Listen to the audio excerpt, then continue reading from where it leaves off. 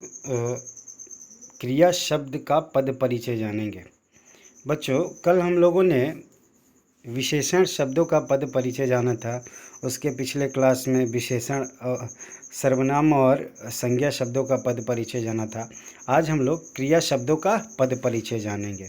तो क्रिया शब्दों का पद परिचय जानने से पहले क्रिया की परिभाषा को हम लोग जानते हैं, क्रिया के भेदों के बारे में जानते हैं। उसके बाद हम क्रिया शब्द का पद परिचय जानेंगे।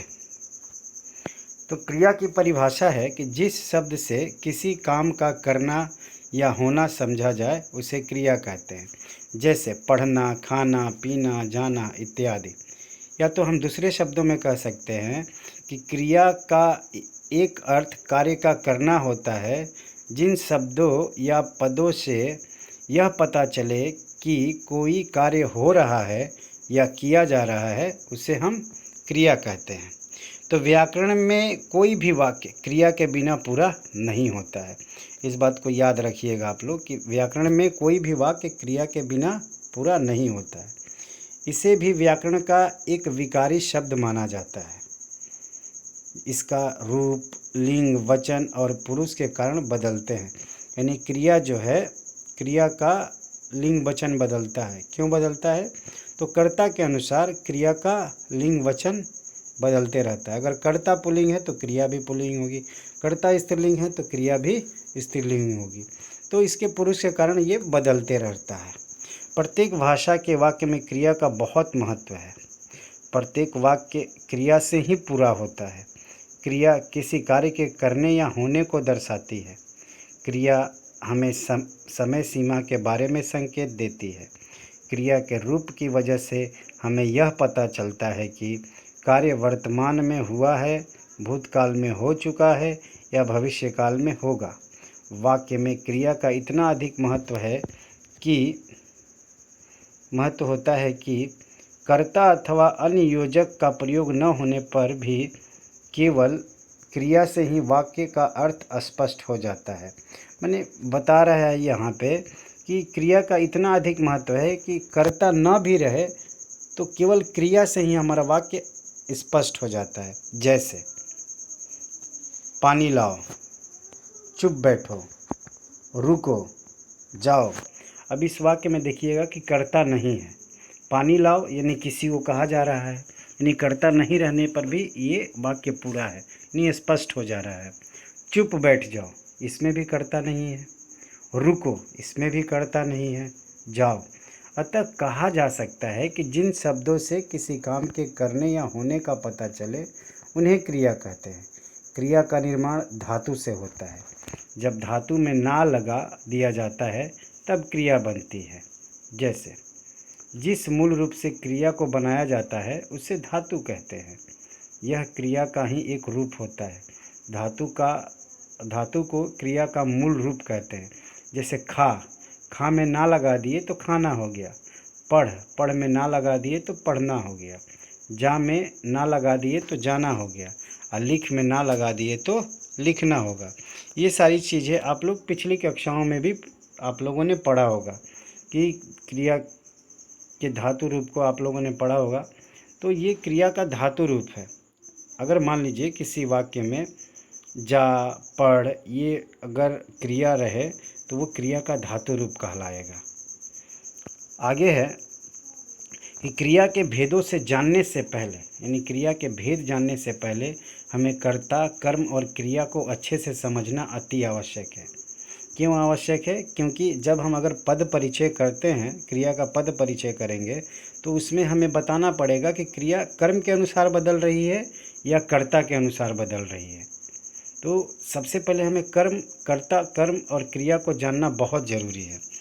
तो कहता क्या है कि कर्ता यानी काम करने वाले को कर्ता कहते हैं। जैसे रमा खाना बना रही है, सीता झाड़ू लगा रही है। तो उपर्युक्त वाक्य में रामा सीता के द्वारा कार्य किया जा रहा है, अर्थात रामा के द्वारा खाना बनाने का कार्य किया जा रहा है। वही दूसरे वाक्य में सीता द्वारा झाड़ू लगाने का कार्य किया जा रहा है। अतः रमा और सीता कर्ता है। कर्ता जो काम करता है उसे कर्म कहते हैं। जैसे रमा खाना बना रही है तो उपर्युक्त वाक्य में कर्ता रमा के द्वारा खाना बनाने का कार्य किया जा रहा है, अतः कर्म है खाना। कर्म को जानने के लिए हमें क्रिया पर क्या, किसको का प्रश्न करते हैं। जैसे रामा क्या बना रही है, तो हमें उत्तर मिला खाना बना रही है। तो जब हमें उत्तर मिला कि खाना बना रही है, तो खाना बनाना रमा का कर्म हो गया। उसी तरह सीता झाड़ू लगा रही है, तो सीता क्या लगा रही है, तो झाड़ू, तो झाड़ू उसका कर्म हो गया। तो यहाँ पर हम लोगों ने कर्ता और कर्म के बारे में जाना। अब आगे हम इसके और एग्जाम्पल देखते हैं और उदाहरण देखते हैं।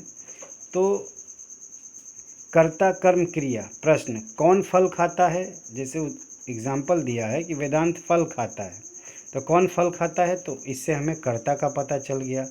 वेदांत क्या खाता है, तो फल, इससे हमें कर्म का पता चल गया। वेदांत फल क्या करता है, खाता है, तो इससे हमें क्रिया का पता चल गया। तो ये सारी चीज़ें जो है अगर हम याद रखेंगे तो कभी कर्ता कर्म और क्रिया को नहीं भूलेंगे। ये हमें किस तरह उससे प्रश्न पूछेंगे और हमें उसका जवाब मिलेगा, तो वो कर्ता कर्म और क्रिया हो जाएगा। आगे क्रिया के भेद, यानी कर्म के आधार पर क्रिया के दो भेद होते हैं, अकर्मक और सकर्मक क्रिया। तो अकर्मक क्रिया का अर्थ होता है कि कर्म के बिना या कर्म रहित जिन क्रियाओं को कर्म की जरूरत नहीं पड़ती है और क्रिया का फल कर्ता पर ही पड़ता है, उन्हें अकर्मक क्रिया कहते हैं। यानी जिस क्रिया को कर्म की आवश्यकता नहीं पड़ती है उसे हम लोग अकर्मक क्रिया कहते हैं। दूसरे शब्दों में यह भी कह सकते हैं कि जिन क्रियाओं का फल और व्यापार कर्ता को मिलता है उसे अकर्मक कहते हैं। जैसे तैरना, मछली तैर रही है या मछली जल में तैर रही है, तो मछली तैर रही है, कौन तैर रहा है, तो मछली, यानी तैरने का सीधा संबंध मछली से हो रहा है। कूदना, मोहन कूद रहा है, कौन कूद रहा है भाई, तो मोहन, कर्ता। सोना, मोहन सो रहा है, कौन सो रहा है, तो मोहन। उछलना, मरना, जीना, रोना, हंसता, चलता, दौड़ता, होना, खेलना, बैठना, मरना, घटना, जगाना, उछलना, कूदना आदि जो है ये अकर्मक क्रियाएं होती है। जैसे वह चढ़ता है, वे हंसते हैं, नीता खा रही है, पक्षी उड़ रहे हैं, बच्चा रो रहा है। तो इसमें देखिएगा जितनी भी क्रियाएं हैं उसका सीधा संबंध कर्ता के साथ हो रहा है।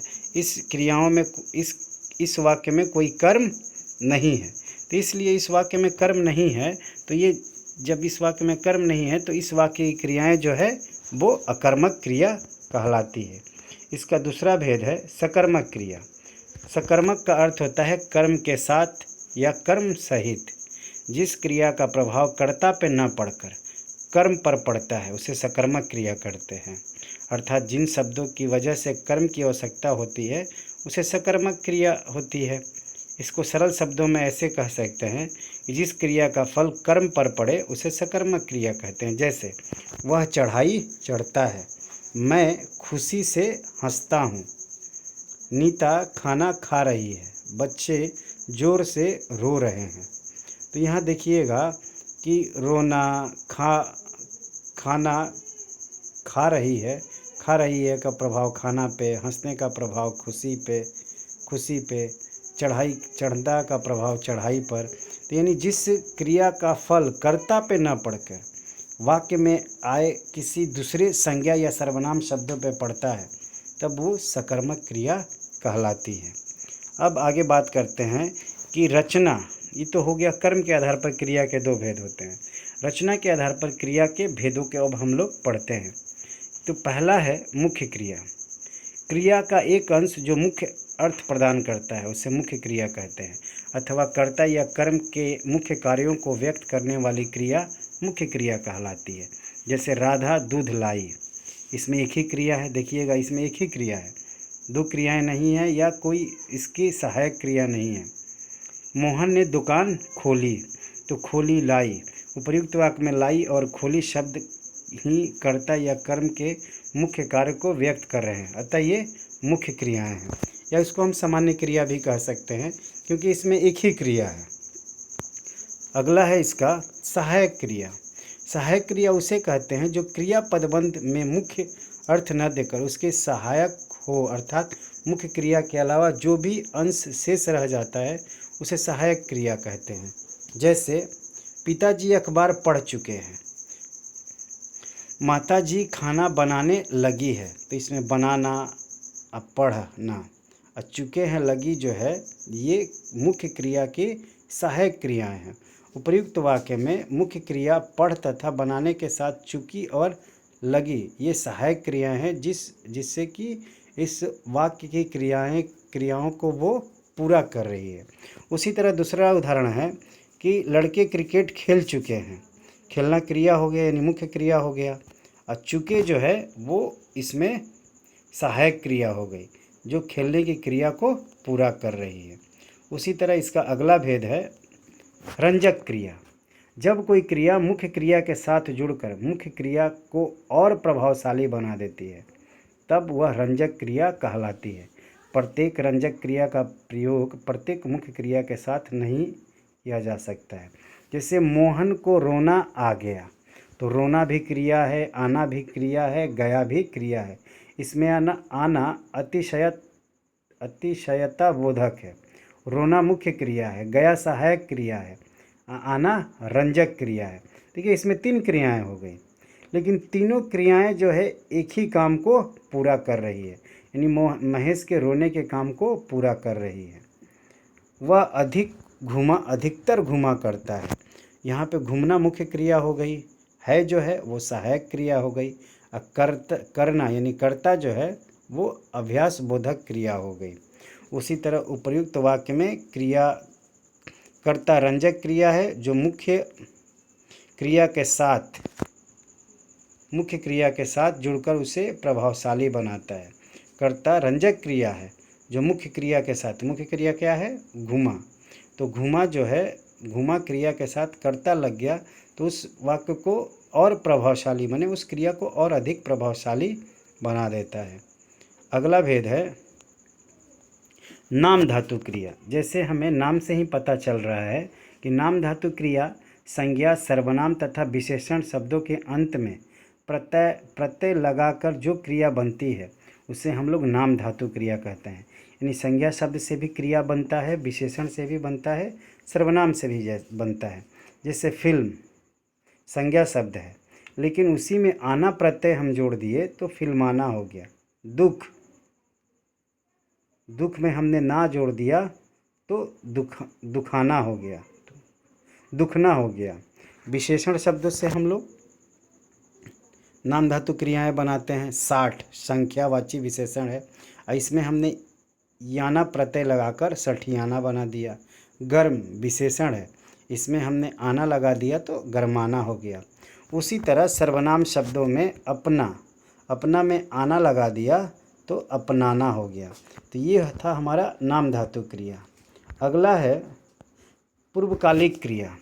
वह क्रिया जिसका पूरा होना दूसरी क्रिया से पूर्व पाया जाता है उसे पूर्वकालिक क्रिया कहते हैं। अर्थात मुख्य क्रिया से पहले होने वाली क्रिया पूर्वकालिक क्रिया कहलाती है।